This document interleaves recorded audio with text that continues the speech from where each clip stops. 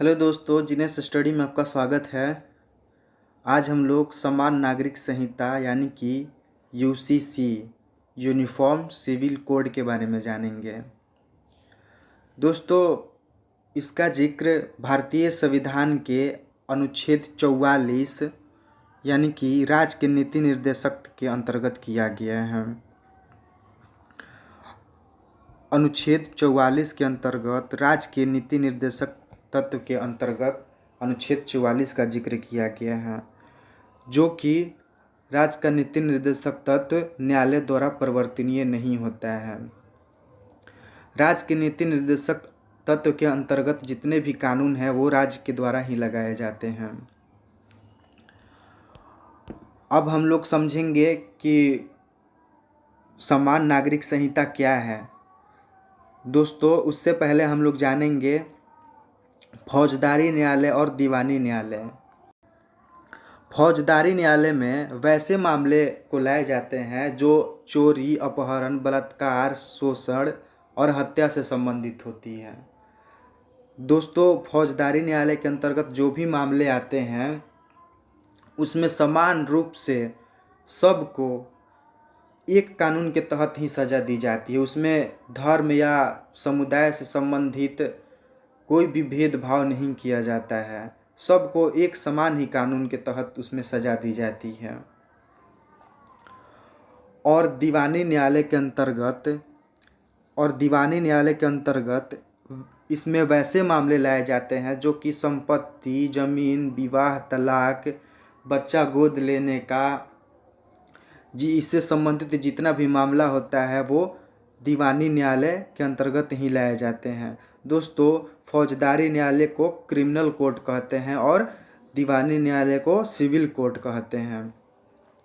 जो मामले दीवानी न्यायालय में लाए जाते हैं, जैसे कि धर्म या समुदाय से संबंधित मुस्लिम धर्म हो गया या हिंदू धर्म या पारसी धर्म, तो इन सब में जो विवाह से संबंधित, तलाक से संबंधित कोई भी मामला जो कि न्यायालय में लाए जाते हैं तो उनके लिए अलग अलग कानून का प्रावधान है। जैसे हिंदू के लिए हिंदू मैरिज एक्ट 1955 और मुस्लिम के लिए शरीयत कानून के अनुसार उन लोगों पे कानून लाया जाता है।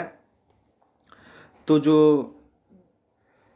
दीवानी मामला है, इसमें धर्म के या समुदाय के आधार पे इसमें सज़ा का प्रावधान है के तहत कानून बनाया गया है।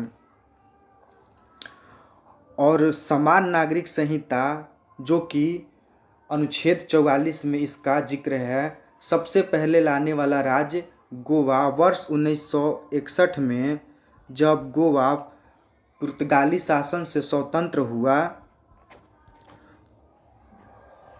तो समान नागरिक संहिता को लागू करने वाला पहला राज्य था। अभी दोस्तों, हाल ही के दिनों में उत्तराखंड ने समान नागरिक संहिता विधेयक को पास कर दिया है, जो कि उत्तराखंड दूसरा राज्य बन जाएगा गोवा के बाद। समान नागरिक संहिता, इसमें देश के सभी धर्म समुदाय के लिए समान कानून की वकालत की गई है। यानी कि दीवानी मामले के अंतर्गत जो मामले थे धर्म या समुदाय के आधार पे, उसमें अलग अपना अपना धर्म के अनुसार, जैसे हिंदू मैरिज एक्ट 1955, मुस्लिम में शरीयत कानून के अनुसार जो कानून का अलग अलग प्रावधान था जो तलाक के मामले में।